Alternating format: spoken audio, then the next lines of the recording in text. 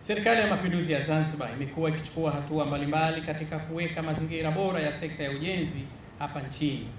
ikiwemo kuanzisha taasisi ya viwango Zanzibar chini ya sheria ya viwango ya Zanzibar namba 1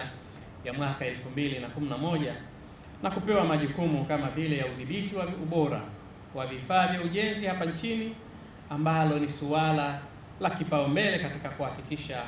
maendeleo endelevu ya sekta ya ujenzi. Vile vile hivi karibuni, mnamo tarehe 20 Februari mwaka 2025, serikali kupitia taasisi ya viwango ilizindua mfumo jumuishi wa kielektroniki wa ZBS viwango, ambao unarahisisha mchakato wa kuthibitisha ubora wa bidhaa, kuhakikisha uwazi katika udhibiti, kurahisisha huduma kwa wazalishaji, wafanyabiashara na watumiaji kwa ujumla. Pia mfumo huu unawezesha kutoa vyeti kwa haraka na kuwawezesha wadau wote kupata taarifa kwa njia ya kidijitali. Hii ni hatua kubwa ambapo lengo la serikali ni kuhakikisha bidhaa zote zinazotumika hapa nchini zinakuwa na viwango vinavyokubalika kitaifa, kikanda na kimataifa, na vile vile kulinda usalama wa watumiaji ambao ndio walengwa wakubwa wa bidhaa zinazozalishwa viwandani au miundombinu inayojengwa.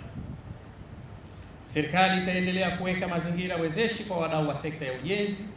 ili muweze kuongeza ufanisi zaidi katika kazi zenu. Serikali itaendelea kutoa kipaumbele kwa wazawa katika ujenzi wa miradi mbalimbali, sambamba na kutoa kila aina ya ushirikiano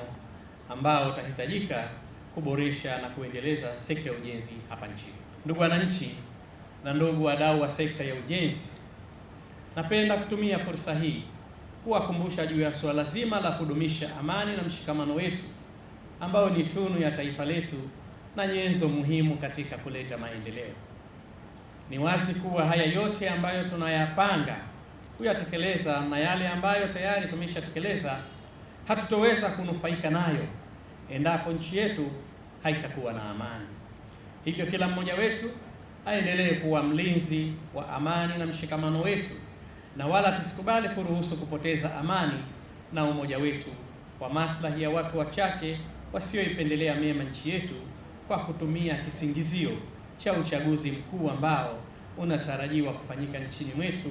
ifikapo mwezi Oktoba 2025.